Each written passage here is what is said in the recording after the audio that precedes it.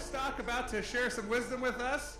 And, you know, I'm really excited that he's here. I mean, he's been one of the Bitcoin pioneers, if you will, for, you know, actual businesses that will accept Bitcoin for their goods and services. And he has a wonderful website called Overstock.com. You can buy tons of stuff on there, and you can pay with Bitcoin.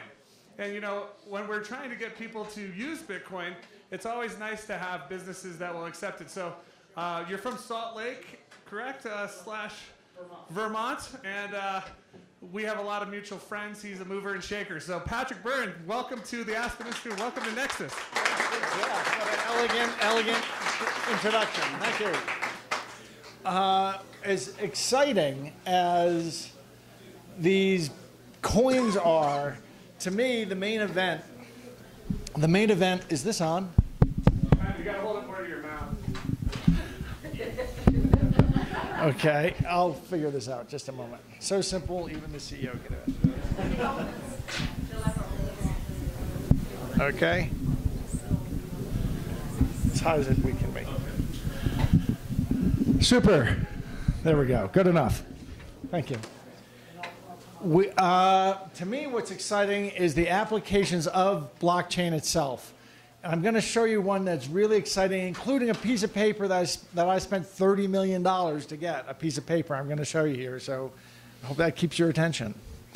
October 23rd, 2008, the world was melting down. They call Alan Greenspan out of retirement to go before Congress and explain what is happening. He says this thing that the left has jumped on, not really quite understanding the full picture. There are additional regulatory changes that this breakdown of the central pillar of competitive markets requires in order to return to stability, particularly in the areas of fraud, settlement, and securitization. So you may remember there were New Yorker articles about, oh, Alan Greenspan says markets don't work and stuff like this. Yeah, that's the first part of the sentence. The second part, fraud, settlement, and securitization. Fraud was things like Bernie Madoff, securitization, mortgage-backed securities. This settlement thing has been sort of written out of history. 2008 was a settlement crisis. What happened on that Wednesday? You know, Lehman went broke on Sunday. They didn't do anything. It was on Wednesday morning the settlement system froze. That's been written out of history. It's really... So why did it freeze? This document cost me $30 million to get. Some of you know I was in a long-term fight with Wall Street because starting around 2005, I became convinced and saying publicly there was a bunch of mischief going on Wall Street, and people were being ripped off. I couldn't believe. I had trouble getting. I thought it was like the Pelican Papers when Julia Roberts writes up the brief and exposes it. The whole world swarms in. Well, it turns out that it doesn't, because so much of the world was bought off and corrupt, and the people who were supposed to do their jobs were, well, you'll see what they were in on.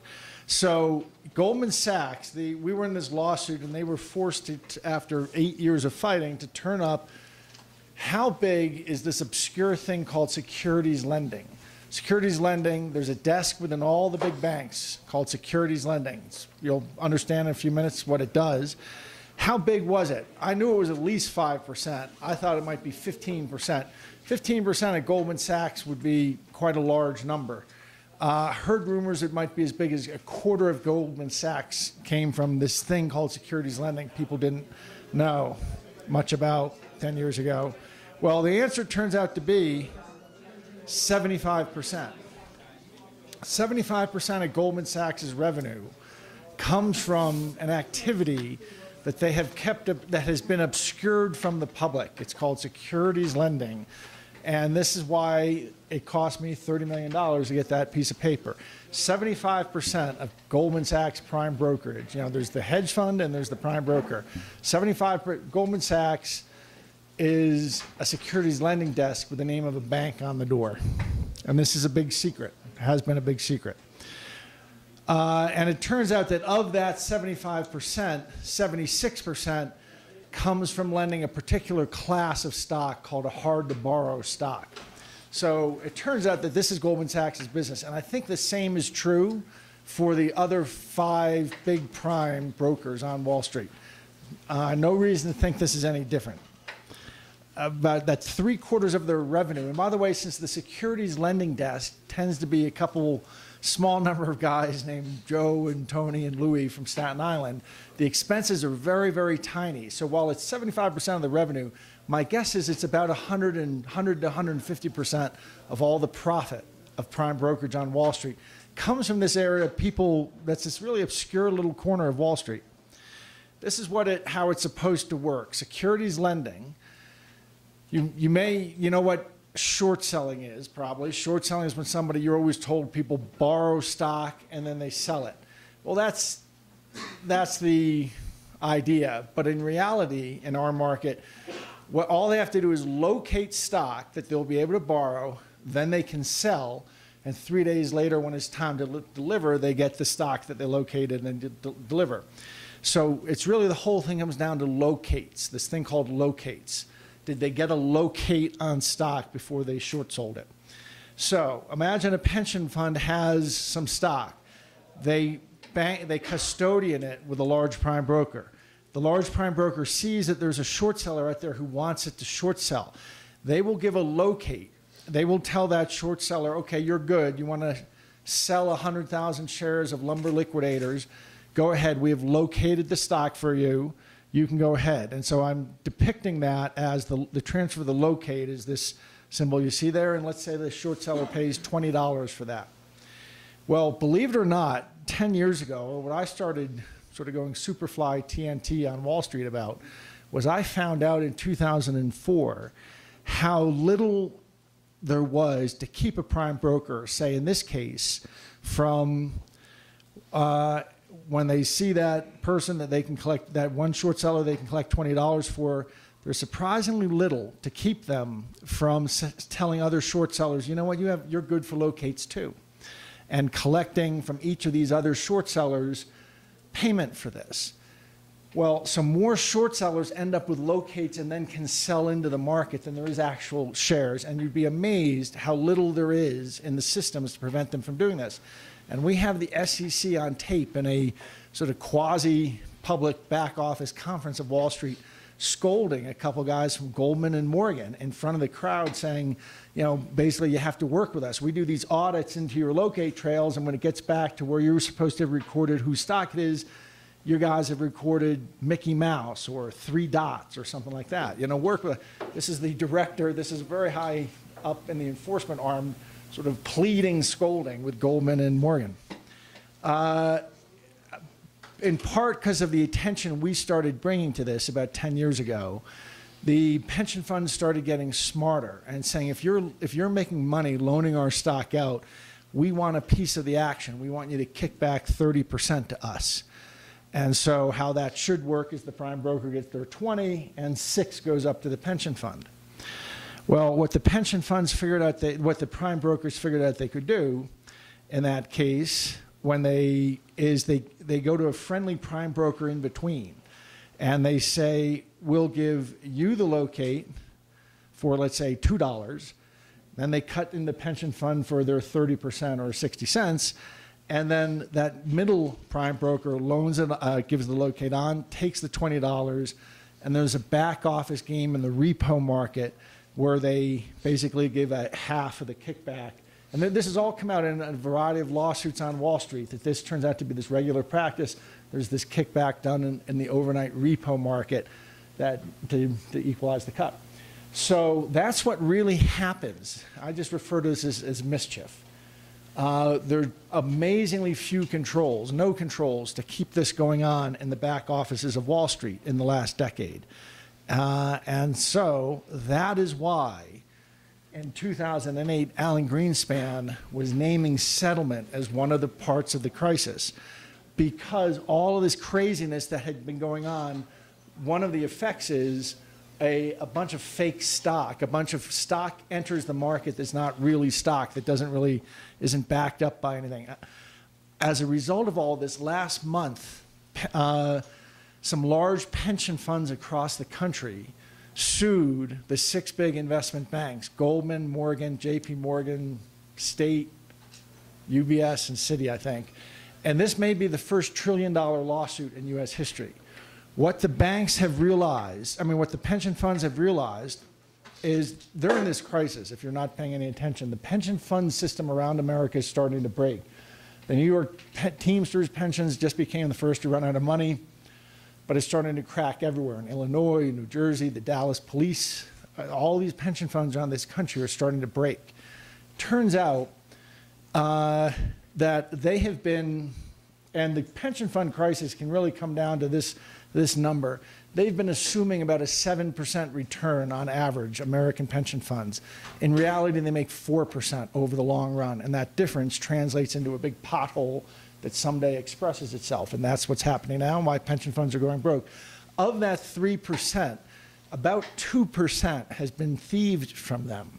It has been thieved from them in that game I just showed you, and it has turned into, you take 2% out of those pension funds, they should have been receiving the fact that they're beneficial owner of those stocks, as they've been lent out, that's been generating what could have been an extra 2% return for those pension funds.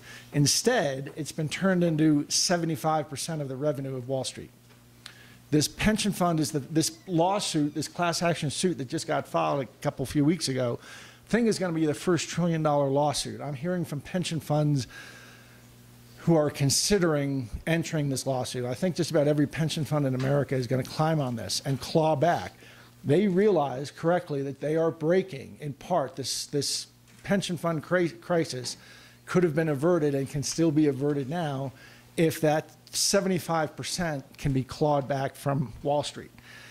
Now, it just so happens there's a great thing that will let us do that. It's called blockchain.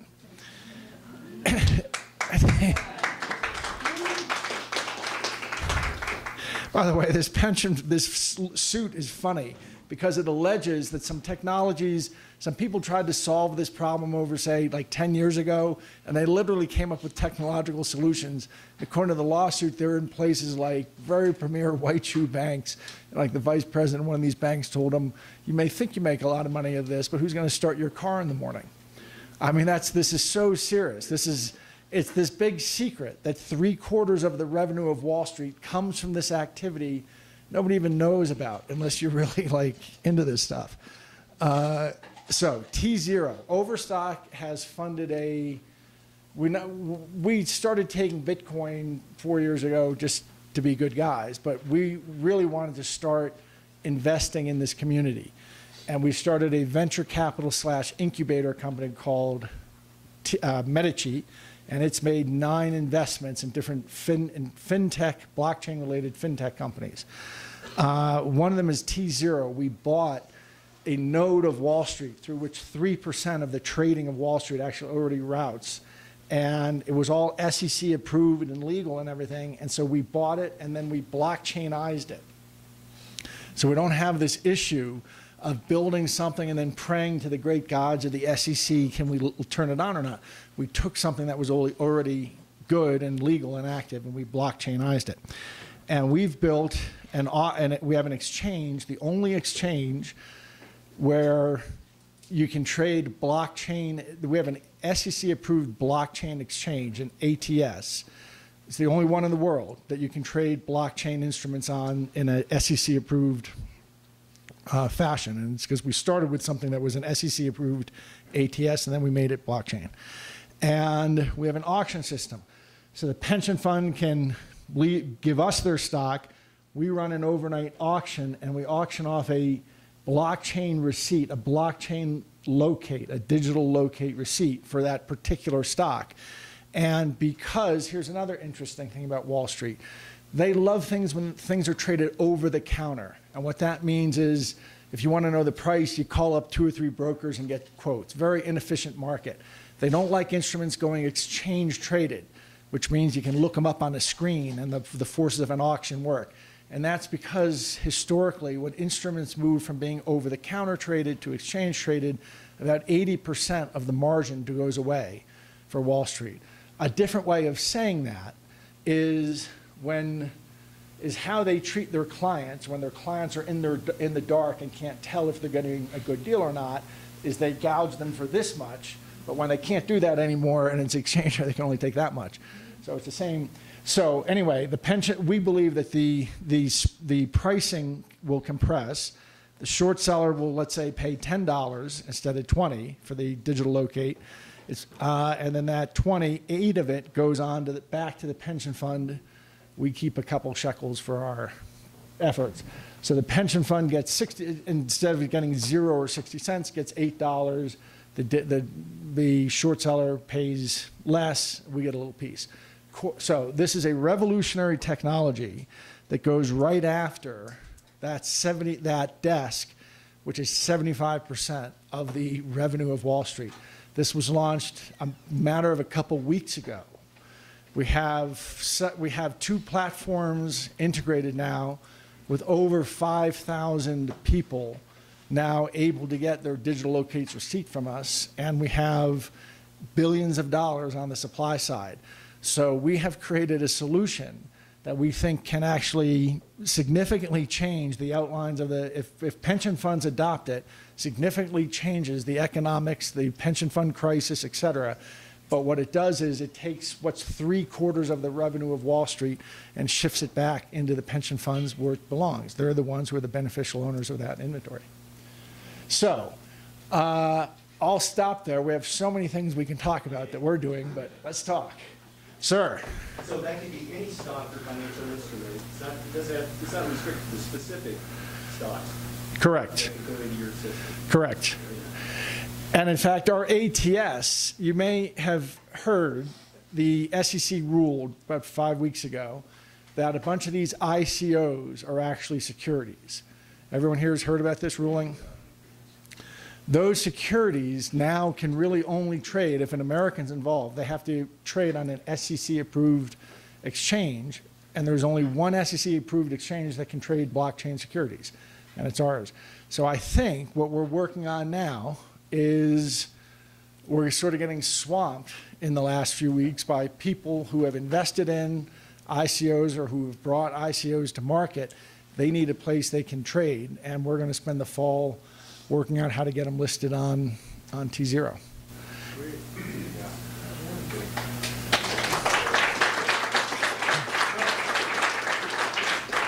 Well, are you seeing a response from pension funds and short sellers to bring this market together? well, we have 2. You know, when a market starts, they say on Wall Street, liquidity begets liquidity. We're just at the point, literally in the last 2 weeks, where like the monster twitched it, you know, Frankenstein's monster twitched his fingers and his toes. He's starting to sit up. Yes, every day there's 5 or 10. I think we're making $10,000 a week now, which is a tiny, you know, but there's just a little, the market is just beginning. So who's going to start your car? Who's going to? I did just hear today that somebody who was talking to Goldman said Goldman and I are old enemies, if you can't tell. We have this long feud between us. And they've said there's no way they're going to let this take off. Now, we don't know what that means when Goldman says it, but I've heard that a managing director was asked about this and said there's no way we're going to let this get going.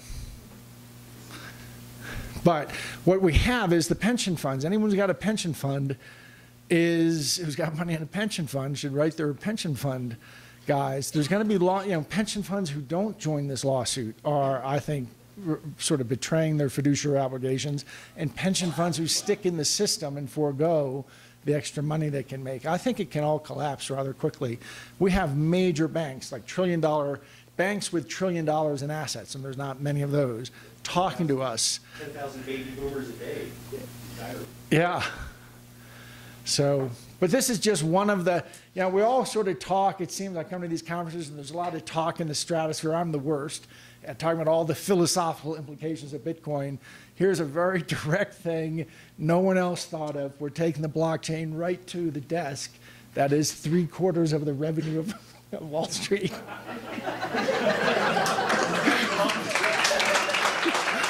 That's funny. Where are your bodyguards?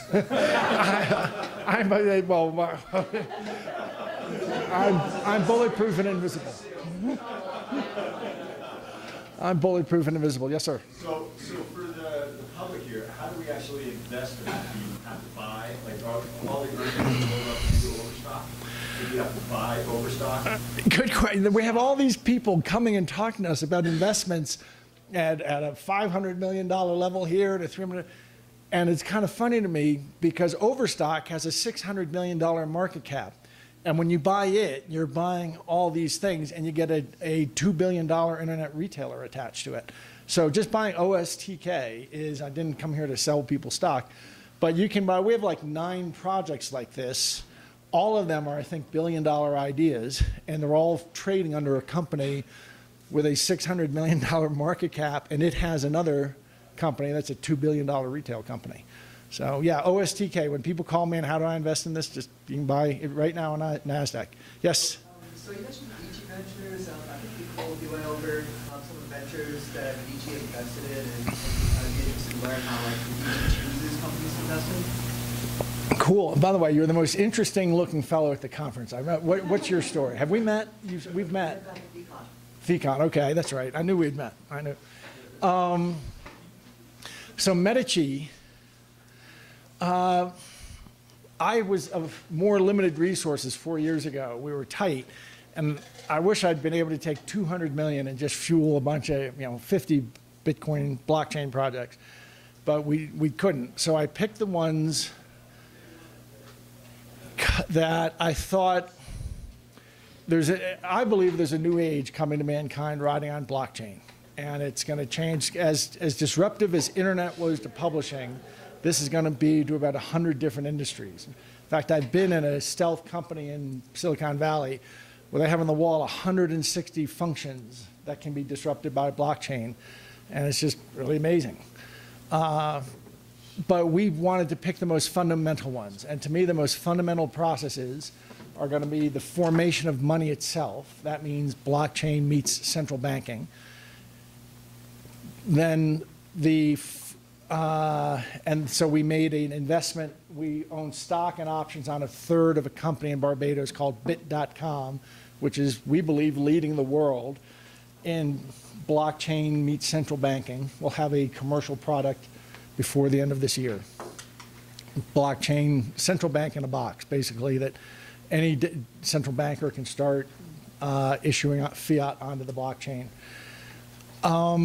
We have another process, blockchain meets land titling. Blockchain meets so there's blockchain meets the formation of money, which is central banking. Blockchain meets the formation of capital.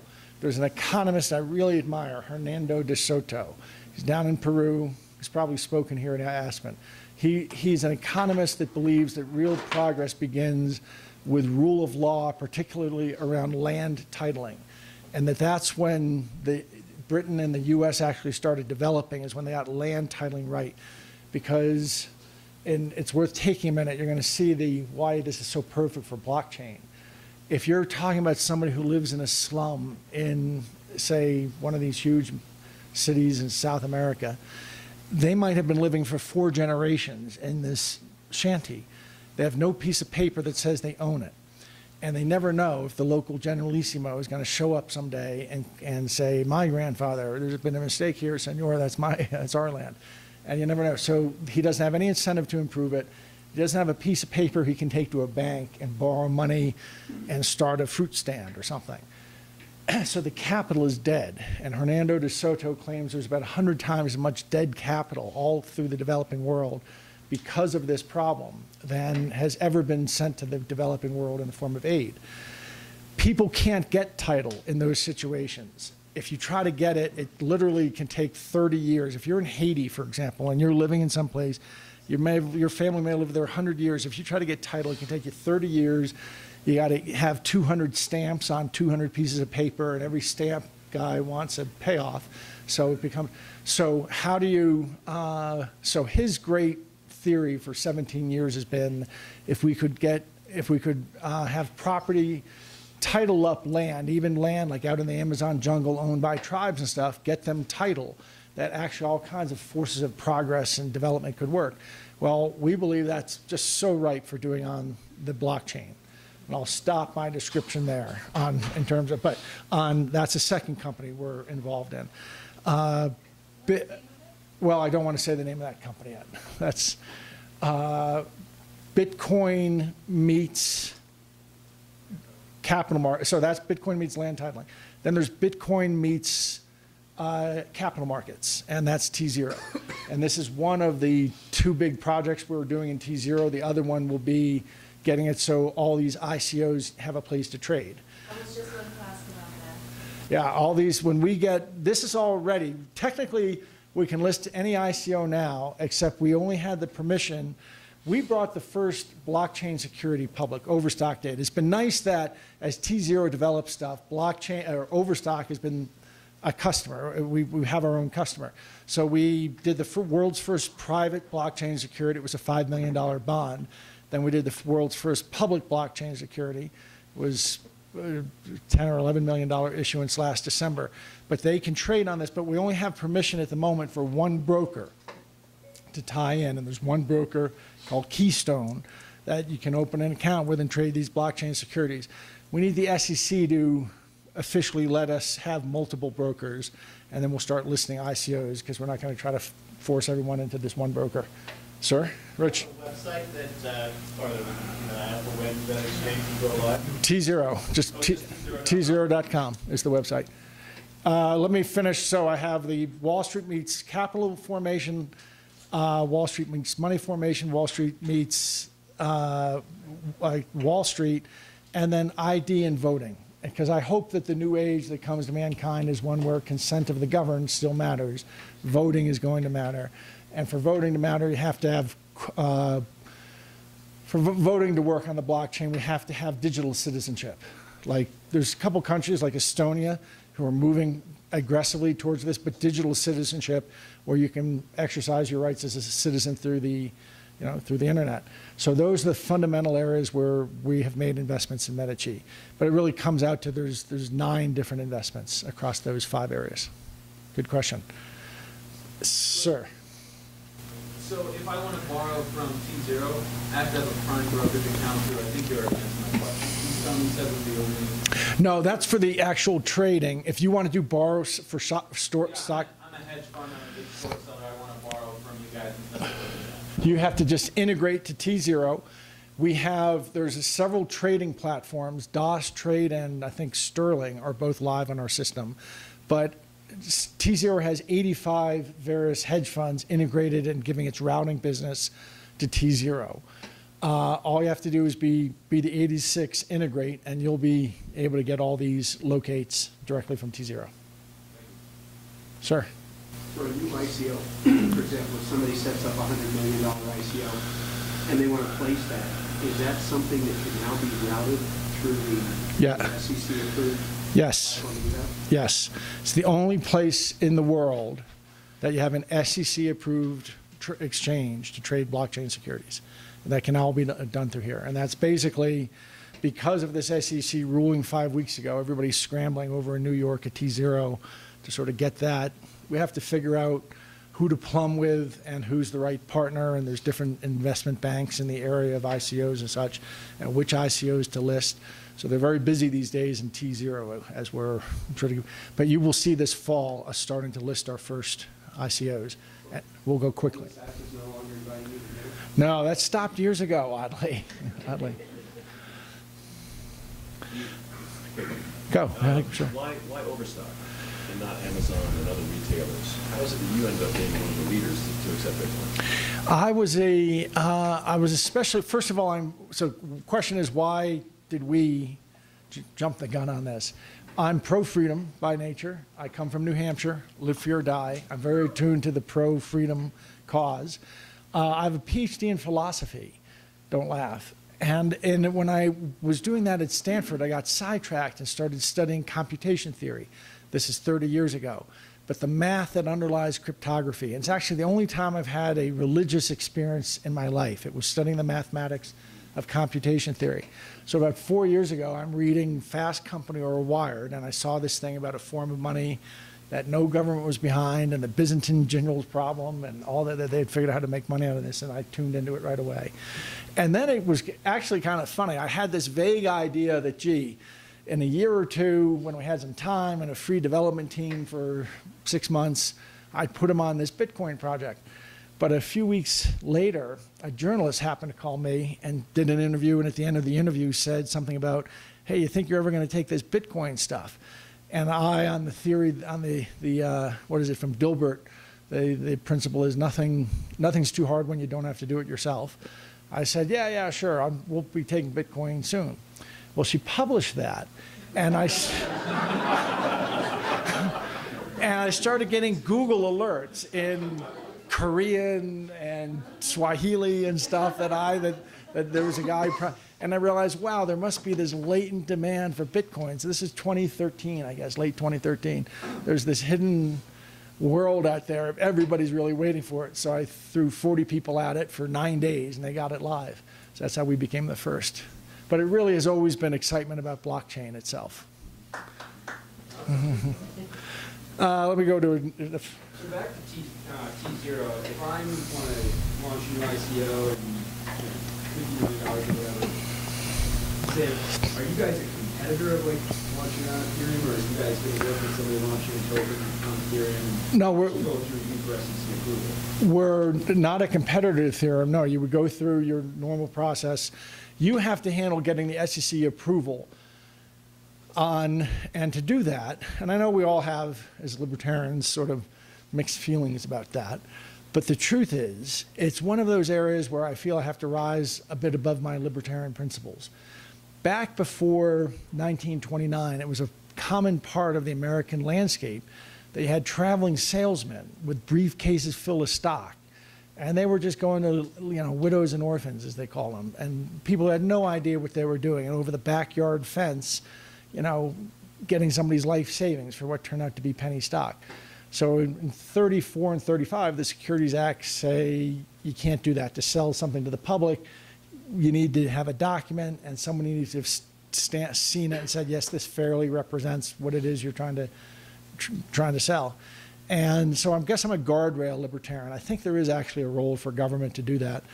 And these ICOs that have occurred in the last year, some of them are really, I've heard of people who put a one-page business plan up and they raised $200 million. And there's essentially no investor protection in any of that stuff.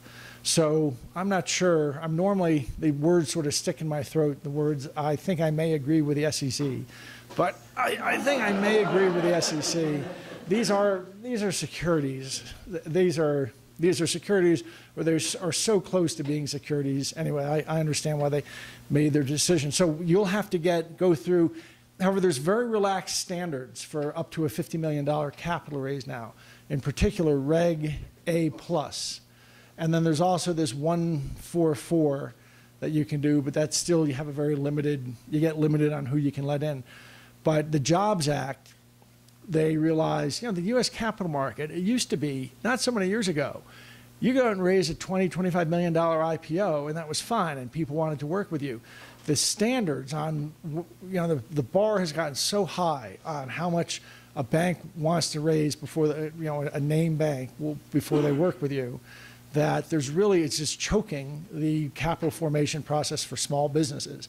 So for now, up to $50 million, there's quite relaxed standards about raising the money and reporting. So you can come out under that, and it shouldn't be too hard under a Reg A+ these days.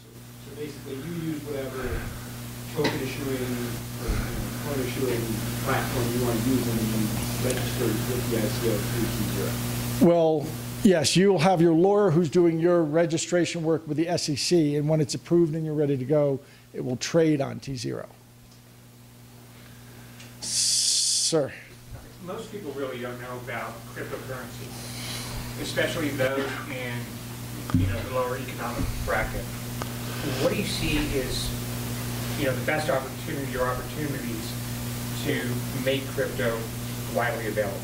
Or I think what's going to happen, and it's this company we're doing in Barbados is a step in this direction, is people will download a wallet eventually, and that it's on your mobile phone.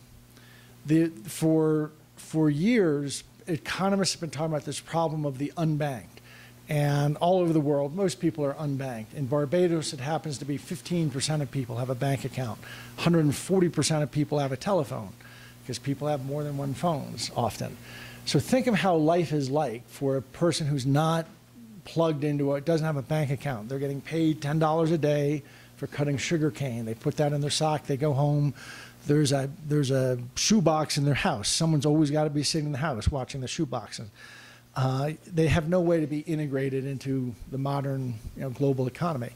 But if they have the advice that the West has been giving for decades has been telling these countries, catch up with us, build the same institutions we built. So it's just like 30 years ago, people used to talk about how much copper it was going to take to wire up India, to lay a wire to every home and such, how many millions of tons of copper. Well, then India, mobile phones came along, they got to skip all those steps. They didn't go through the building of the institutions we did, and they just skipped it. Similarly, blockchain is, I think, going to let countries, if they let this go forward, anyone with a cell phone can start being tied into the global economy without having a bank account. So I think that's what happens. That's what starts getting people on it. Our wallet is going to let people shift between fiat currencies quite quickly. So there's a big remittance problem around the world. There's $500 billion remitted from people around the world. Somebody driving a taxi cab in Brooklyn and is sending home 40% of their pay to Azerbaijan. And there are countries where, like I think Azerbaijan is like a 40% of their GDP is remittance. The typical VIG on that is 15%. So there's $75 billion being skimmed by the people who act as the middlemen. That can essentially be taken to zero. So if people in Barbados download this app and people in the US do, what's going to start happening is someone in the US can just take their dollars and send it. It converts into blockchain on the back end, goes to Barbados' blockchain and turns back into Barbadian dollars there. And so the Bitcoin blockchain becomes the underlying mechanism for a currency exchange system. So I think it'll be it's not going to be, some light bulb that gets everybody to see the possibilities. It's going to be simple little apps that do that get people to start connecting into the digital economy that way, or through like a land titling app, things like that. And then I think what happens is, before you know it, people are going to start wondering, once they're doing exchanges like I just described, they're going to start wondering, what do we need these fiat currencies on top of it for? Once you get enough people, so it's kind of the camel's nose under the tent to start with. The real purists tell me, why are you working with the fiat currencies? It should all be about digital currencies. Well, let's get the world onto this blockchain stuff through the fiat currencies, and at some point, the world's going to realize, what value does it bring to have all that fiat stuff? Sir? So if the app wallet is the tipping point where we start seeing mass adoption, early adopters beginning mass adoption scale, take your crystal ball out, when do you think we're going to enter a group in that early adopters? I think it's if and when there's a dollar crisis, which is to me kind of when there's a dollar crisis. I think when there's a dollar crisis is when the incentives just become overwhelming. Is that already a dollar crisis? Well, when you can buy a Lamborghini with one bigger land. So in the scenario that you just described, third world country, so take the worker, right, that's getting paid in cash, the local currency. How do they actually get the fiat and convert it onto the blockchain? Imagine this world. A country melts down like Venezuela. We go in with a laptop. The director of the central bank just issues their new currency onto fiat using this device. Everyone in Venezuela just downloads an app. And then so now you have an app on your phone.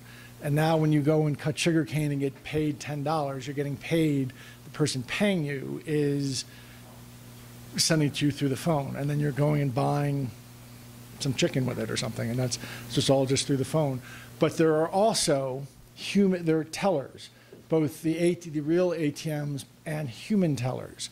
And human tellers, this is a really interesting component of the project, where there will be entrepreneurs who act as ATM machines. They'll do so for a fee. It's a bit like Uber in that you'll pull up on your map, on your phone, okay, where's the closest teller? And there's somebody standing in this nearby, but they charge 8%. There's somebody 3 blocks away, but they're only charging 3% transaction. So you pick the one you want, go to them. I expect people will, you know, it will sort itself out based on crime rates. And if somebody's going to stand and be a teller in the middle of Central Park at night, they're going to charge more for it, maybe have some protection or whatever. So, but we'll have a human teller system, and the human teller system will handle the KYC AML. There's reduced AML KYC obligations, but that is something we can get the human tellers to meet. Isn't that being done now? I mean, at startup, I think It could be. Yeah, I think if there's a company doing that, they're making system. And where? Silicon Valley. What is it called? Abra. Abra? I've heard of Abra. I didn't know they were doing that. Sir? What kind of pushback have you seen against T0 when you launched it? What have been your biggest challenges? Well, the pushback is, I'd say the regulatory process, approval process, was thorough. I haven't had the greatest relationship with the SEC. 10 years ago, I started to, I think I reinvigorated this phrase, regulatory capture. That used to be kind of an obscure economist phrase. I started using it publicly 13 years ago. So we don't have a great relationship, but they've been professional and let things have marched through approval process. I'd say what we're doing with T0 is so disruptive. About a year and a half ago, I started getting invited into meeting the CEOs of the biggest companies on Wall Street, board members and such, but the incentives are so high for no one to defect for the moment, for them all to stand shoulder to shoulder, to invest in their own efforts, and not to work with us and let this get any momentum. So really the breakthrough is going to come from the middle tier and lower tier people. The 6 big guys at the center of Wall Street, they're going to fight to maintain the system as long as they can.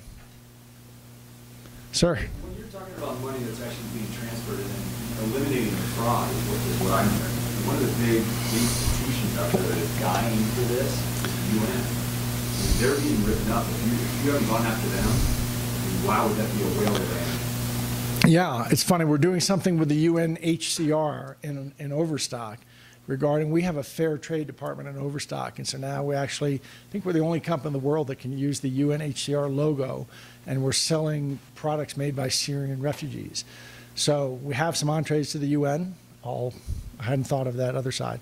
Yeah, but they want to distribute money too. Every time they're trying to move money from whatever they're loaning, they can move up to 20, 25%, 30% of whatever the money's going. Total corruption, either whether it's government or however it is, it's disappearing or evaporating. Absolutely, that's the number I always hear, 30%. The U.S. military moved $20 billion over to Afghanistan over the course of the war, flying it over on pallets and C-130s, and evidently about 30% of that goes missing. And so a cashless battlefield, or a cashless, and again, I mean, it's a lot to think about how hard it would be to integrate. There's 50 or 60 million refugees in the world that the UNHCR looks after. I don't know what percentage of them have cell phones, but I bet a lot higher percentage of them have cell phones than bank accounts. They can be integrated into the modern economy and given a stake and such through these apps. Sir?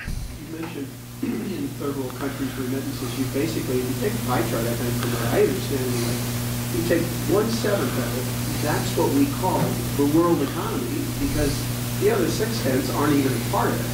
So when you open up the world economy to that 6/10 and you take Bitcoin as the vehicle that allows that to occur, do you think that's what will drive Bitcoin to the $1 million of Bitcoin people are talking about? Well, I think you're on the right track. There's 7.5 billion people on Earth. 5 to 6 billion of them don't live a life that's anything like we think of. They're not integrated into formal legal systems or formal monetary systems. You can't integrate somebody into a world economy if they don't exist. They don't exist. They don't have an ID. They don't have an address. So But again, this is such a revolutionary approach. Through blockchain and cell phones, you can solve this problem that economists have been talking about for decades. You can get them integrated. So I think it has just enormous anti-poverty potential, actually, development potential. And then you can start doing peer-to-peer lending among them, build apps that do that. You can recreate all the functions of the modern financial system in sort of app-based ways that are much more peer-to-peer. And it's the question of, which goes to the previous question I had of, who's tried to stop you? Ultimately, we all understand, to me it's like the essence of liberalism in terms of philosophical liberalism, that we understand the great threat is always capture. Our founding fathers understood this, and Federalist Paper number 10 is really beautiful. Madison wrote it, and he said that in designing our Constitution, we looked at all the previous attempts at democracy, ancient and modern, and we looked at how they failed, and we designed our Constitution to prevent those failures. But there's one problem we didn't solve, and it's the problem of what he called factions, or what we would call special interests or capture. The people that are going to be disrupted, those 160 people on the wall of that stealth company I mentioned in San Francisco, all of those industries have their own regulators, and the regulators, got to remember, in the theory of regulatory capture, it is that society sets up regulators to protect us from certain industries. But more often than not, those regulators become captured by the industry and turned against society, and their clients become the industry. And all of those people that we're going to be disrupting have their own, and I know this from my own Wall Street fight, they all have their own senators and congressmen and regulators on speed dial. And they're going to call them up and try to block this stuff. It's really funny. Even some of the attempts, so there's really 4 companies that I think of as doing the work of blockchain meets capital markets. It's us, Symbiont, and then 2 that are funded by the Wall Street guys. And I don't want to say, because I don't want to be slagging competitors by name, but it's clear that their early attempts at what they were talking about building, I was laughing at, because they were clearly instructed to rebuild the current system with all of its current flaws, rebuild it on blockchain. So for example, something called net settlement, which is the aspect of the settlement process that lets a bunch of the meshigas take place. They, rebuilding the system as it exists on blockchain with those flaws built in is like saying we have this brand new Maserati, but we're going to insist on installing a lawnmower engine in it. And there's some reason, there's a very clear reason to me why the Wall Street banks, as of a year or 2 ago, were fighting to say that this new system that emerges has to have these things in it, like net settlement, with these flaws. And that's simply because they know that that's where their drinking straw goes in. When they drink everyone's milkshake out of your pension fund and stuff, that's where it is. And it was just hilarious. I sat across from people in nice big oak panel boardrooms while they were arguing that the system had to be built this way. And there's no argument, there's no argument they could make other than because that's where they need those access points for their thieving. It's just hilarious to see them with a straight face scramble to try to argue why the system should be rebuilt using these same flaws, because we don't have to anymore with blockchain. Sir. What role does gold play?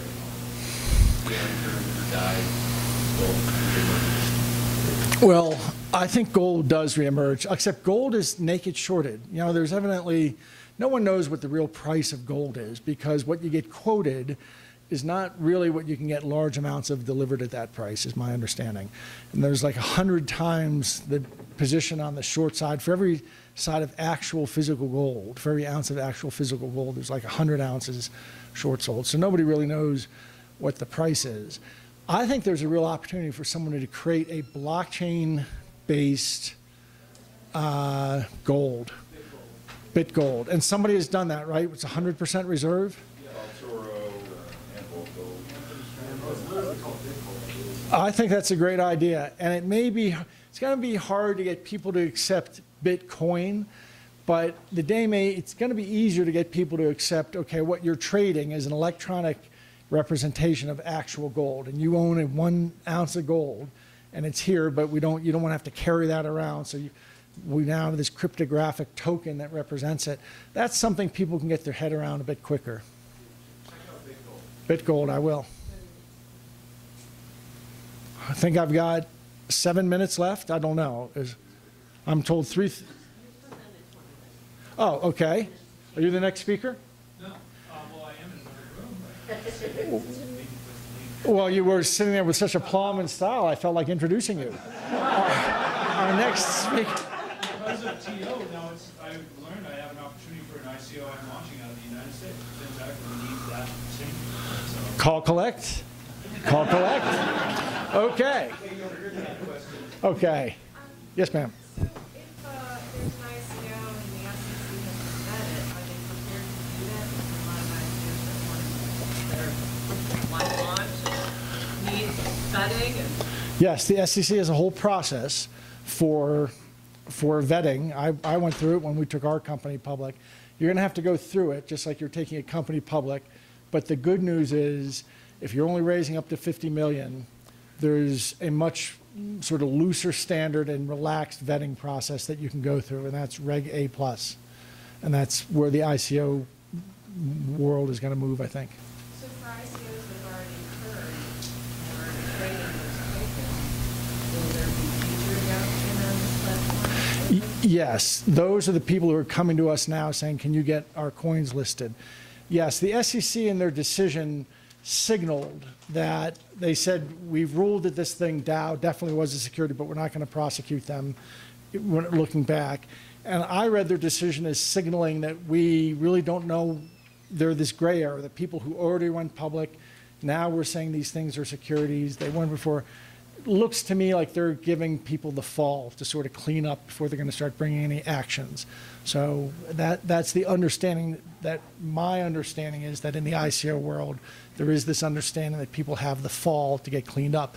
And one way to get cleaned up is to go through that vetting process and then get your token listed.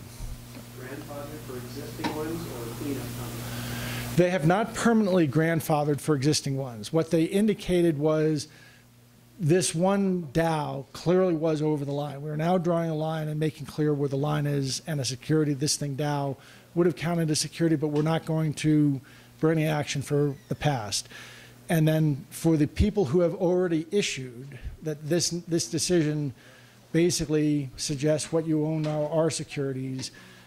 What the lawyers are saying is there's going to be sort of a relaxed attitude towards it through the fall, because they understand there's several hundred of these out there that people have to figure out what to do with. They just can't come tomorrow and start bringing actions. So we are, believe me, there are people back in New York, hamsters running on that wheel, getting T0 so we can list all, hundreds of these ICOs. And lining up a market maker, because the markets is very sticky between these different ICOs, big spreads. What you need is somebody with big capital to act as the market maker underneath, and we think we may have even lined up one of those. So there'll be a nice, healthy market is what all that means. Thank you for your attention.